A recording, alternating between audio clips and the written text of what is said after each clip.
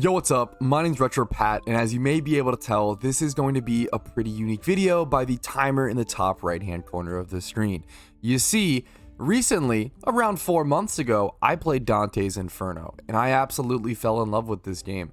It was one of the best games I ever played. As soon as I finished it, I exclaimed, wow. That was a masterpiece, a 10 out of 10 video game experience, and I'm never gonna forget what it gave me.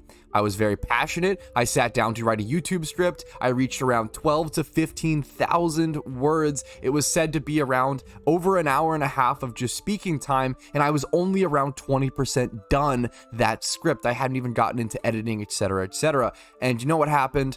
My hard drive failed and I lost everything. So today I set the challenge to recoup my losses in the best way that I know how. I set myself a challenge to make a video expressing my passion and my interest over this game in only 1 hour. It took me 8 minutes just to set up this opening sequence. There will be zero editing throughout this video. All of it will be live recorded, and I'll be doing the best I can to express my opinions and thoughts on this beautiful masterpiece. Hopefully you enjoy your stay here. Hopefully you stay around. Hopefully you like the video if you do enjoy it, dislike it if you don't, this is a stupid idea, and subscribe to the channel for more videos. Probably not like this one, but maybe.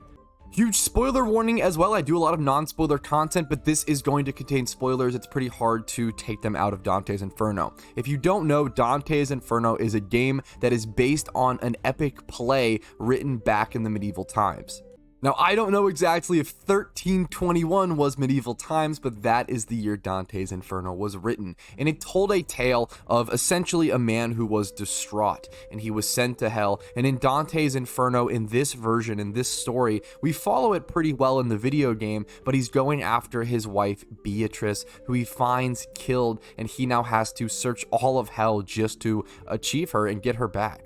Dante believes that his wife Beatrice is unrightfully dragged through hell, and that's essentially exactly what happens. She makes a promise to Satan for whatever reason. Hey, Dante is incredible. He would never cheat on me. And guess what? He's a man. He cheated, unfortunately. During the Crusades, he was tempted by a civilian to get back her brother, and he ends up cheating on his beloved wife, Beatrice, during the Crusades. Now, here we see Dante slaying the Grim Reaper. That is our intro to this game. That is our intro to the Dantes Inferno experience, taking over his scythe and his weapon. It is unknown why he is so powerful at this point. I don't know if it's just his will to get back his wife or if it's some video game logic, but that's what happens. We get transported over to Florence, Italy, showing how he is addressed by Beatrice, or how he runs into her death. So Dante comes home as any soldier would, and then right, bam, there, nothing else to see. You can see she's been stabbed through the gut. She gets whisked away without reasoning by a seemingly ghosty figure, and we see her run away, and we scream Beatrice. We'll be screaming that name a ton throughout this playthrough.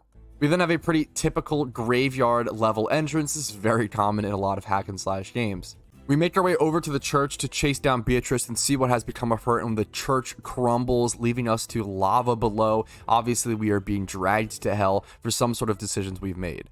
We unlock our ranged ability in that blue cross projectile, which is a really interesting one. You do have upgradable effects and damage abilities within Dantes Inferno. There are level up functions. It almost functions between a mix of God of War in terms of combat and then Dead Space in terms of upgradability.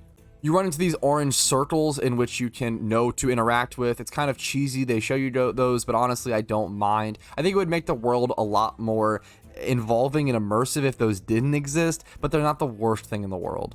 There's lots of puzzles and basic mechanics in Dantes Inferno, but I feel as though it almost never gets old. The combat is almost always interesting and fresh, and there's always more to improve on. There's so much efficiency involved, or that can be involved with the combat, especially if you're playing at higher difficulties, that it's going to be impactful and engaging to constantly be trying to get better combos or execute better combinations or moves. Dantes Inferno's total runtime is somewhere around 6 hours on average, so it's a pretty fast game to beat considering all things, but the main depth of Dantes Inferno's comes from interactions like this. There are NPCs which we talk to. This is meant to be the poet. This is an added feature of the game, talking to us, giving us wisdom and advice, and trying to quell our journey a little bit. This is also the first time we see a beast burst through a wall with a guy kind of controlling him. We later go on to attack him, defeat him, and control him ourselves, and that's a recurring mechanic in this game. So now that we have our fleshy mech by the horns, we can go ahead and use him to open this gate we previously were stuck at. And beyond this gate, we're greeted with this brutal image of literally sinners and bodies and people falling into the fires of hell. And Dante just dives in. That's just the type of person he is, it seems. We learn a lot about him through his actions and his almost stupidity, his stupid courageousness. He is that brave anime protagonist.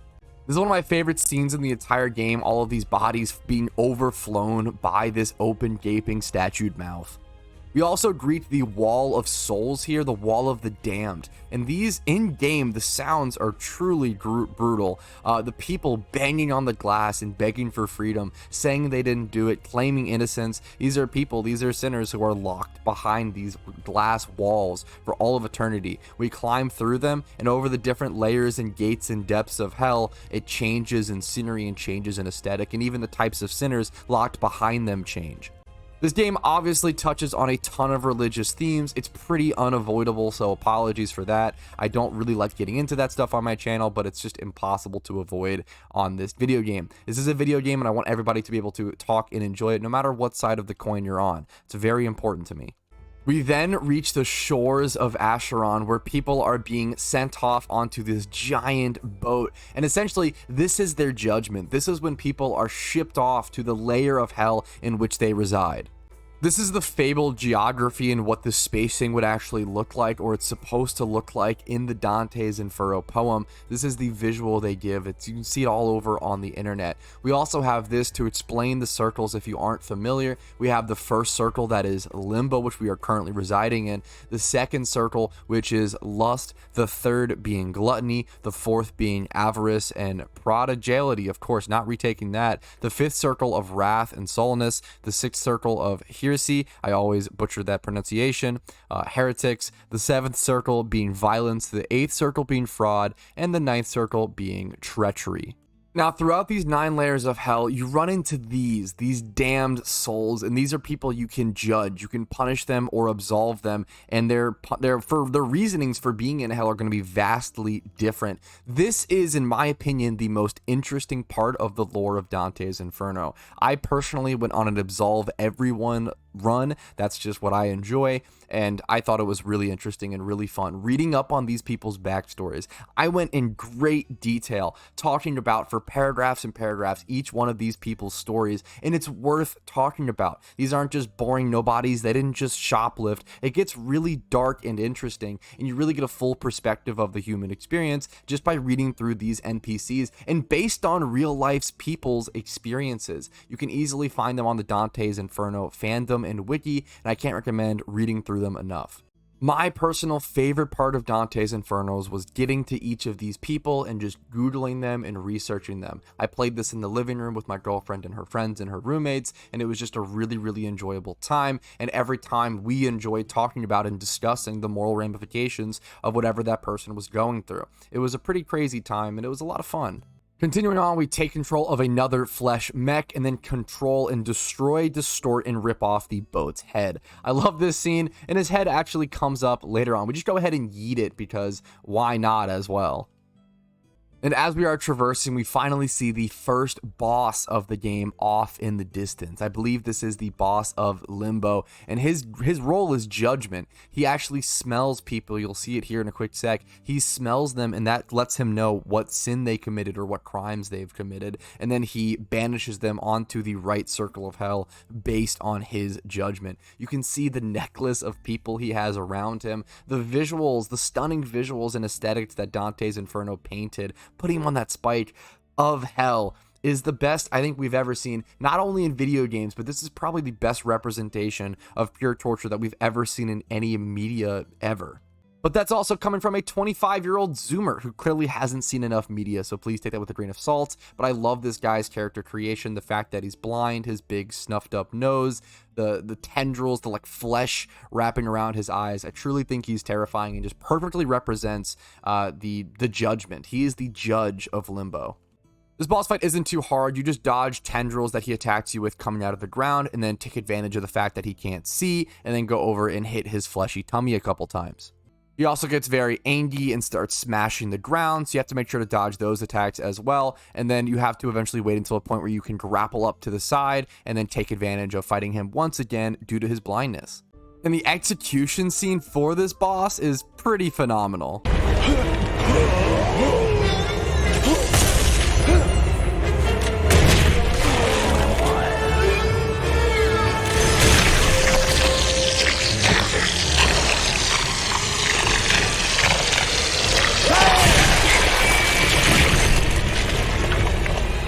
The poor guy gets split in half and just slinks into the underworld. He was really just trying to do his job, and Dante showed up and messed up his poor day.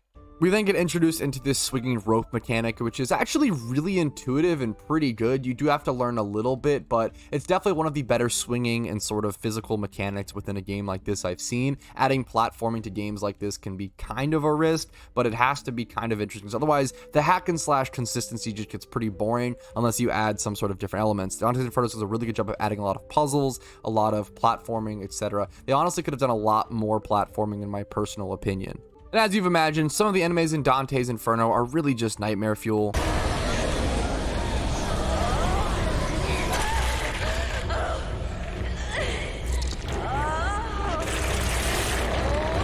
The best part about being a small YouTube channel is I don't have to worry about demonetization. That scene and that imagery is insane, absolute nightmare fuel, and we'll be fighting these enemies quite often. These enemies are actually also really annoying, probably one of the most powerful enemies within the game. They don't do a ton of damage, but they do something worse. They disrupt your combos. They're sort of the agile and fast enemy of this game, and they're really annoying for disrupting your combos. You constantly have to be ready to roll away from them in Dark Souls-like combat, much more fast-paced Dark Souls combat, but be willing and able to run a roll away from them whenever they try to interrupt your combo or stop your battle like they just did right there.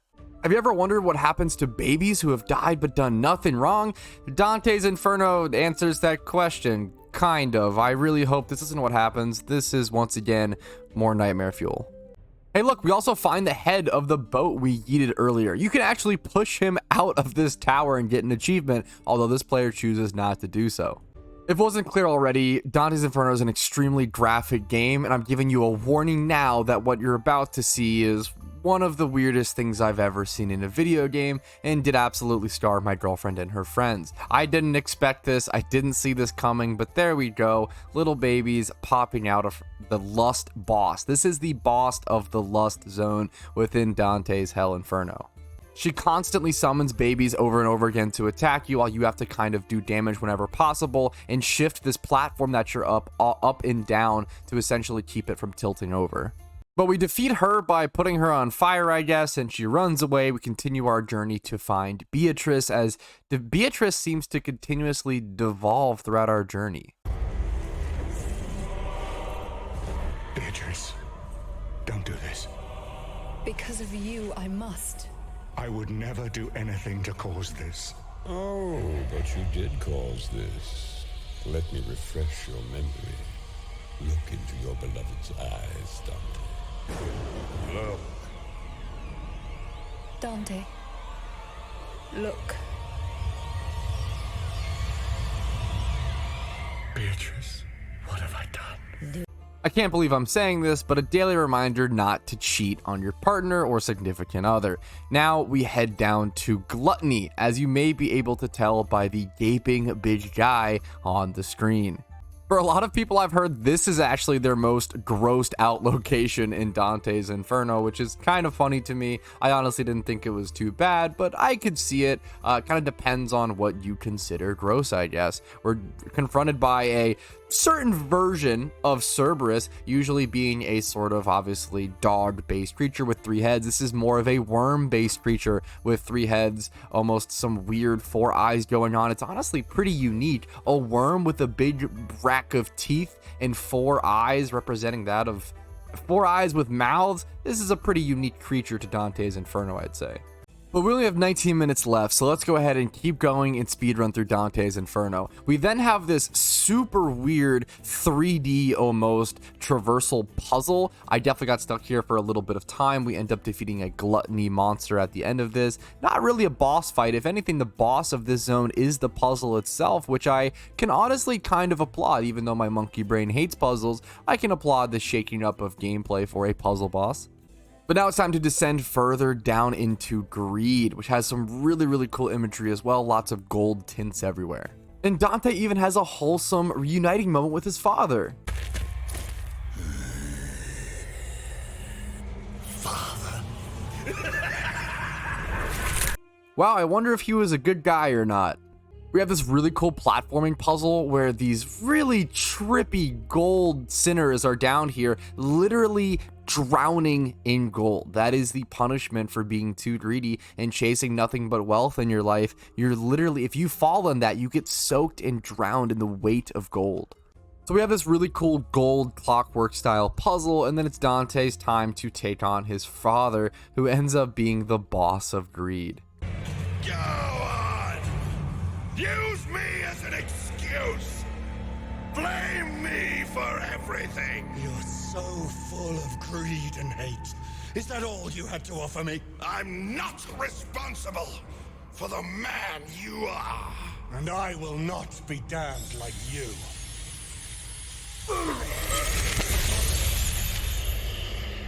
Something wholesome to note there is that even in the end, Dante does absolve his father. He doesn't banish him or punish him further.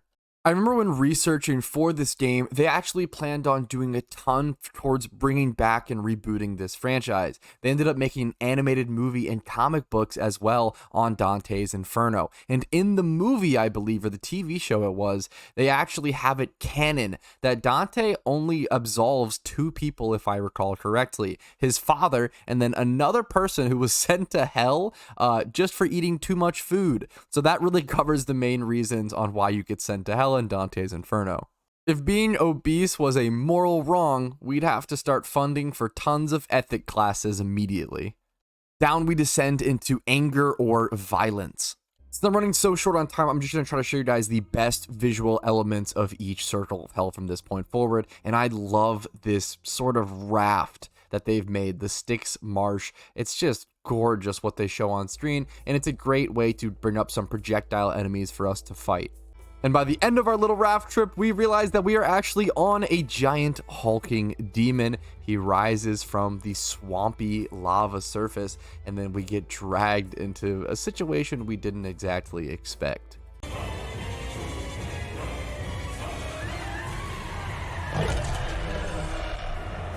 But all we care about is Beatrice, so let's defeat him and continue forward.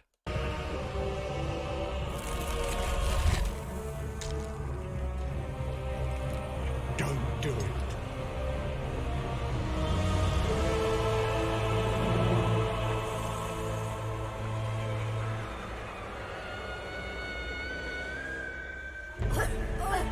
The faithful has lost her faith.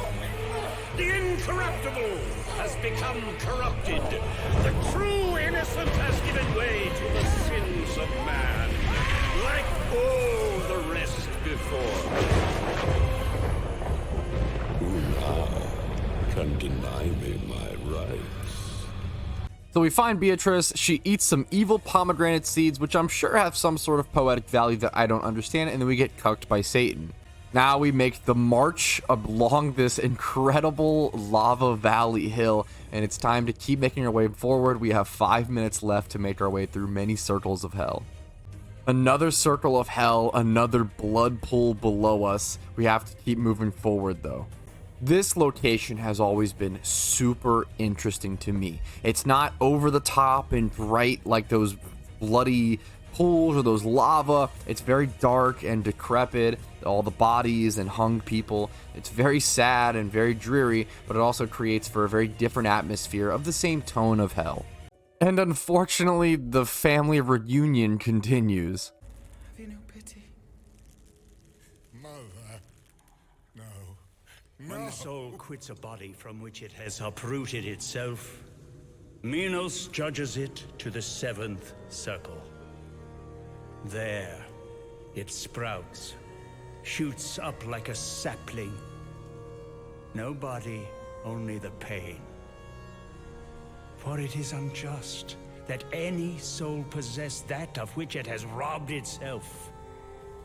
But you don't belong here, Mother. You died of the fever. And this is where we find out that Dante's father lied to him, saying his mother died of the fever when she actually committed suicide due to the stress and abuse, largely which the father put on her. Another sad tale for Dante. Thankfully, her son got big and strong and at least has the power to absolve her now. Is it a happy ending? Not even close, but it's some sort of resolution. With only 20 seconds or so left, I'll leave you with the epic ending fight of Dante vs Satan. He defeats him, only to find out that the reason he's actually here in the first place is because he was stabbed in the back at the very beginning of the game. He does manage to save Beatrice, but he does not manage to save himself. If you enjoyed this video and enjoyed this challenge, please make sure to like it and subscribe. This was a lot of effort and a very outgoing thing for me.